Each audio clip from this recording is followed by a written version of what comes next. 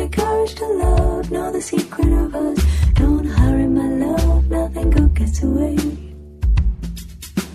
Satyam jnanam anantam brahma, satyam jnanam anantam brahma, satyam jnanam anantam brahma, satyam jnanam anantam brahma. Wow, suparna sayuja sakaya samanam vriksham parishvasvajati tayoranya pippalam swadvatya nashnananyo abhijakashiti.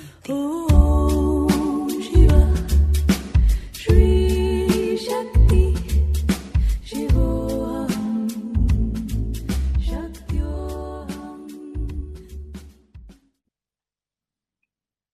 Om Shanti.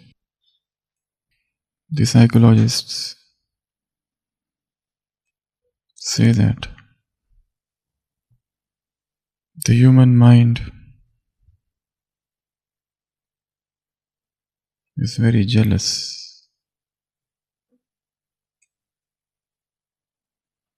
If somebody comes and tells you that a particular person is virtuous, it hurts. For you, probably, that virtue is impossible. So that which is not possible for me, how can it be possible for somebody else? That hurts me deeply.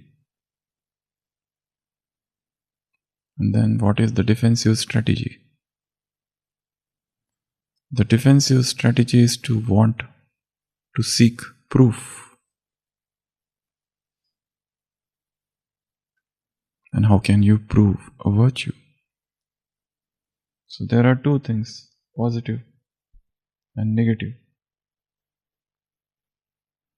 If somebody comes and tells me something negative about somebody, I don't need proof. We have a tendency to believe it. But if somebody tells something positive, we want proofs. We want evidences. And we don't want any proof for negative. The Christians say that Jesus is the Son of God. And the non-believers want proof. How can you say that? And the Christian community has not been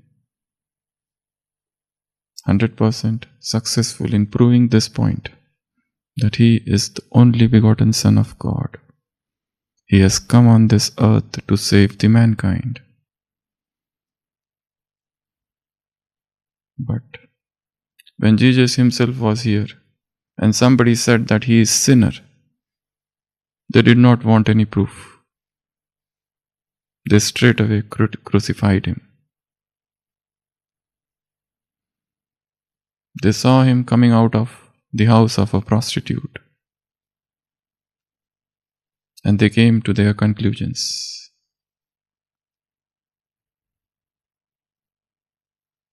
This is what human mind is.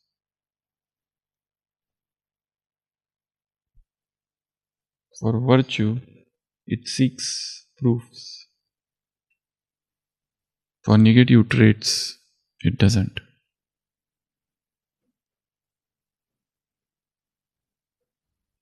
That's why to become virtuous becomes difficult. And that's why if somebody is virtuous, to accept that person becomes difficult. If you see somebody is having something more, he is more skillful, somebody is more beautiful, you have been trying to become beautiful, but you are not. But somebody comes and tells you that a particular person is beautiful, you will say, what beauty? That is all artificial. So you want to disprove it. Because when you disprove it, you feel at ease. You feel that all are like me and nobody is ahead of me.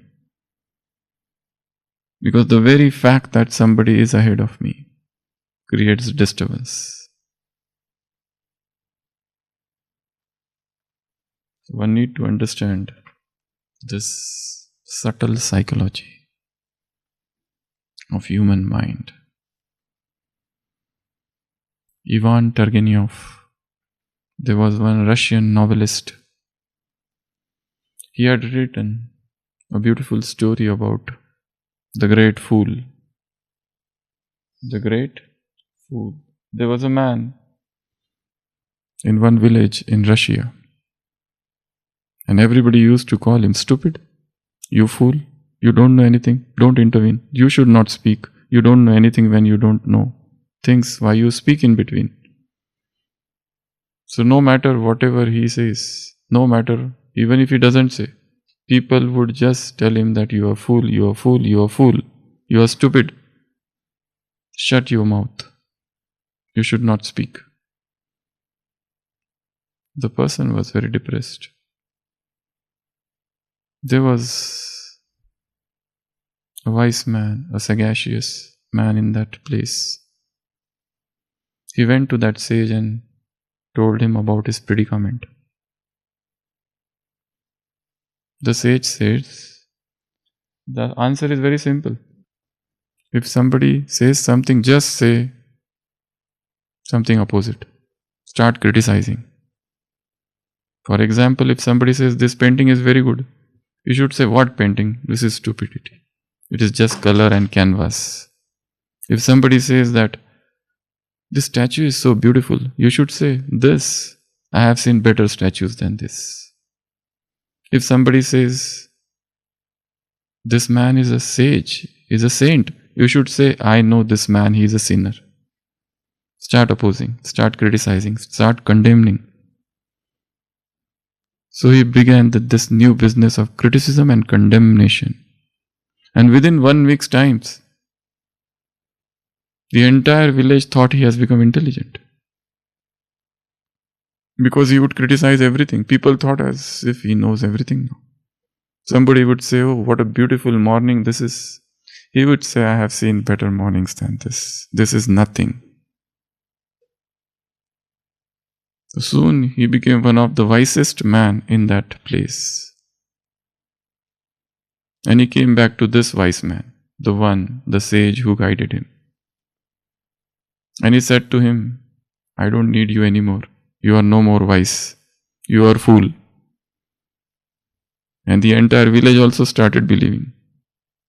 Because this new man, this wise, this sage who was there, people had faith in this man. But now this another person had said that he is stupid, he is fool. So the villagers started believing. Criticism. We criticize, we condemn, we speak against, we cast aspersions on others. Why we do that? Because it fulfills the ego.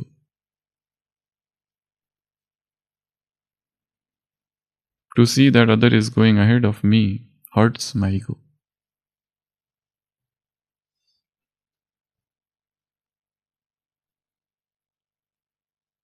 Somebody says that other person is smarter than you.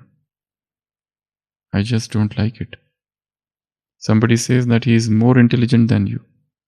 I just hate that statement. How can somebody be more intelligent than me? And that's why we begin the new business of fault finding. It's a lucrative business. Many will join you in this fault finding way of living. Just start finding faults. People are proud of their beauty, of their intelligence, and they are not ready to listen to anybody. It is said that a woman listens only to 3 persons. Jokingly they say this. First, a photographer. Second, tailor. And third, a beautician, the owner of beauty parlor. So Baba says, what are you doing?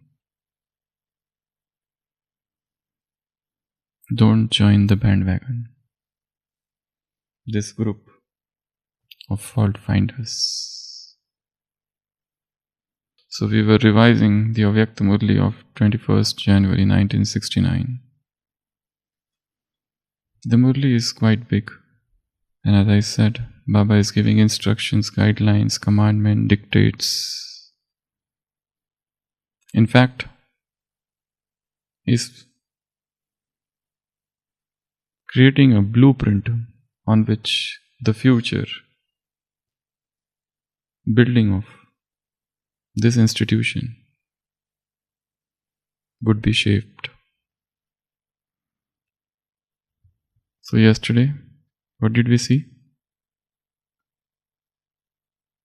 Yes, the part of Brahma and Brahmins, responsibility, ability to respond.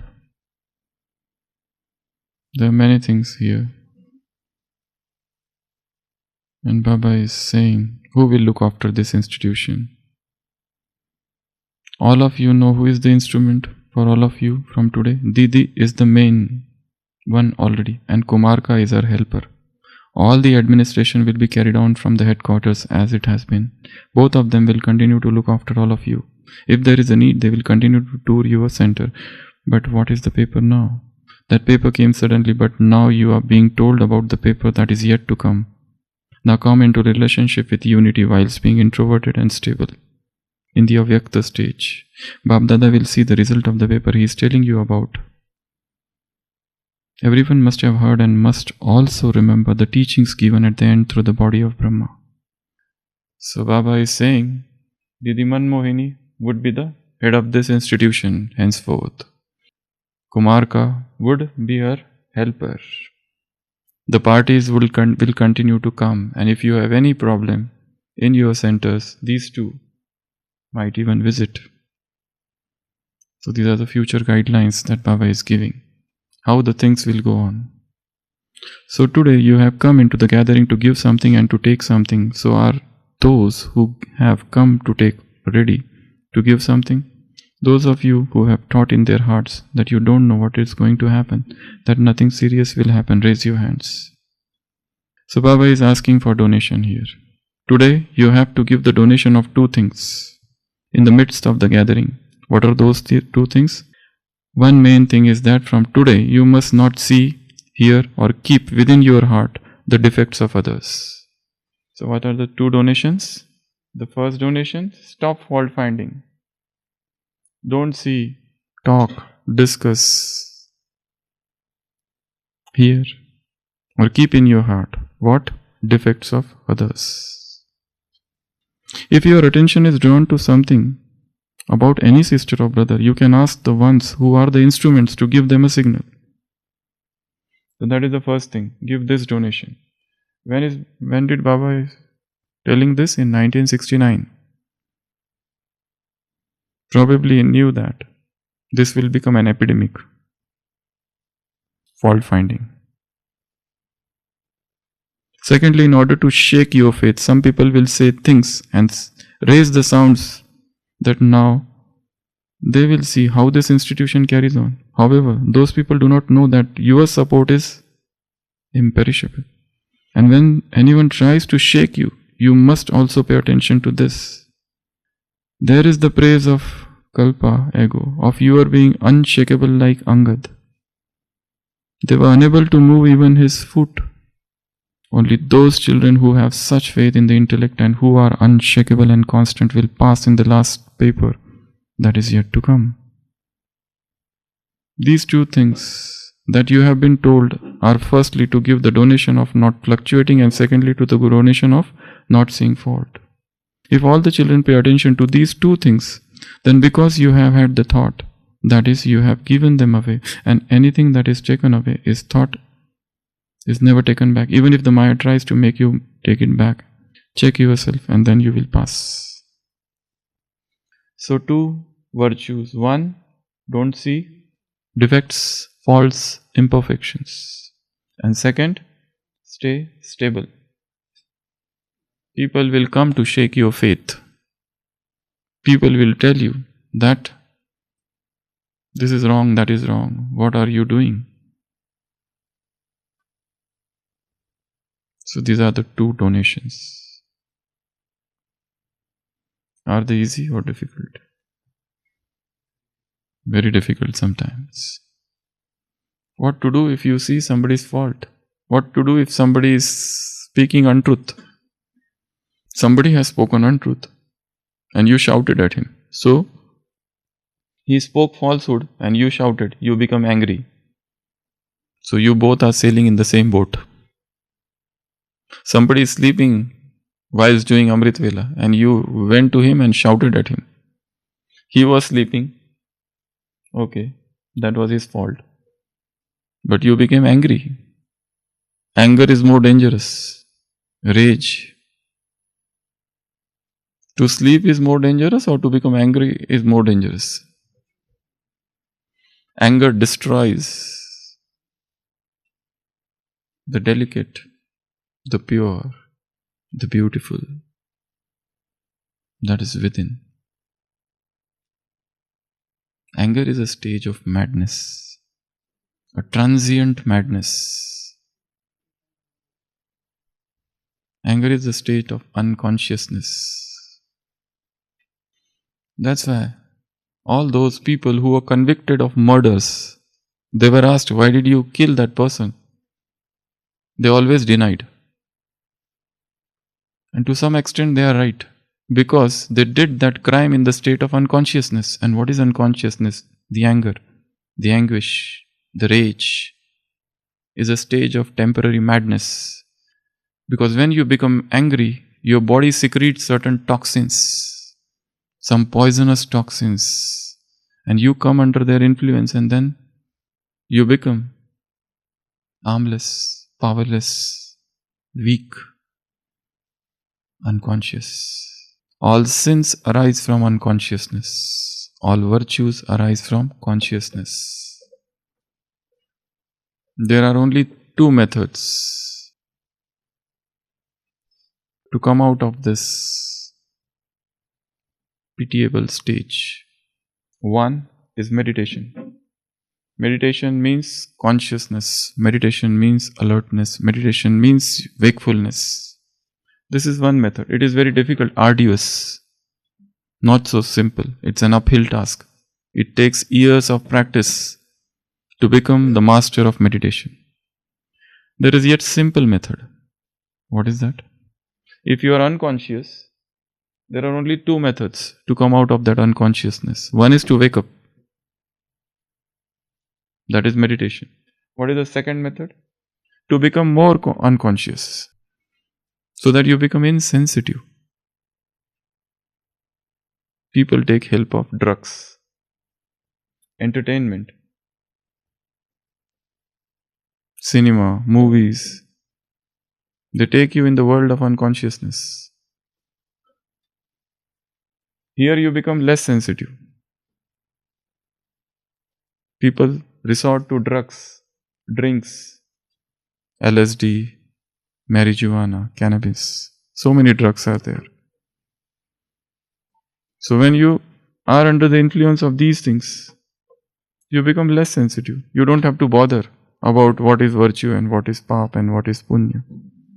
You keep on doing anything. In fact, when you see somebody's fault, somebody's imperfection, you inject that imperfection within your soul.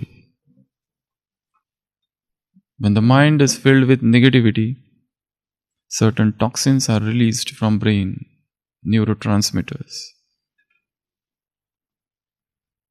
and they hijack your intelligence. And you are caught unawares in Maya's captivity. So, which method you want to go? One is meditation, another is to become more unconscious. Meditation is very difficult. Let us go take shortcuts. They make you more unconscious. The worldly entertainment, the worldly friendships, the worldly songs, musics, everything. This is difficult. There are people who are from 50 years doing meditation, yet they have not mastered it. And you have just come out of your womb, mother's womb, neonate, a baby in the field of meditation. This is simple. You go to this path, finding virtues in others. Very tough. This path is very simple. Because when you start watching, seeing others' faults, many others will join you. They say, yes, we also know he's like that. This person is not good. This path is dangerous. It leads to downfall. At the end, nothing stays with you. This path is difficult, but nothing worthwhile is achieved without paying. You have to pay. Tapasya is the payment to achieve the highest angelic stage. So Baba says, give donation of these two things. What you have to do with others, let them do whatever they are doing. You are not here. You are not the monitor. You have not been given the charge of correcting others. Are you the inspector? To investigate? Take charge of your own life. Forget what others are doing. The French philosopher Jean-Paul Sartre says, the other is hell. The other is hell. Stop. Forget. Mind your own business. See what is happening in your own life, where you stand in the world of spirituality, in the field of Purusharth. How far you are away from your goal, your destination. Focus on this. Forget what others are doing. Have good wishes for all. But it is none of your business to correct them. Yes, if they come to you for advice, it's well and good. You can give your impartial advice as a detached observer without expectation. Otherwise, you will become unhappy because you have given that person advice and he did not follow. And you are restless. I am telling so good things, but these people are not following. What should I do? Does Baba get disturbed? He tells 100 and 1001 things and nobody follows. Yet he comes every time in a new manner, with new enthusiasm, and relates a new Murli without checking his last homework, with new self-respects. So just be like him, detached, advice giver. And the second is stay unfluctuating, unflappable. No matter what situations are, no matter how circumstances are. Everything is going against you, but remember that joy, bliss, rapture, anand is your very nature.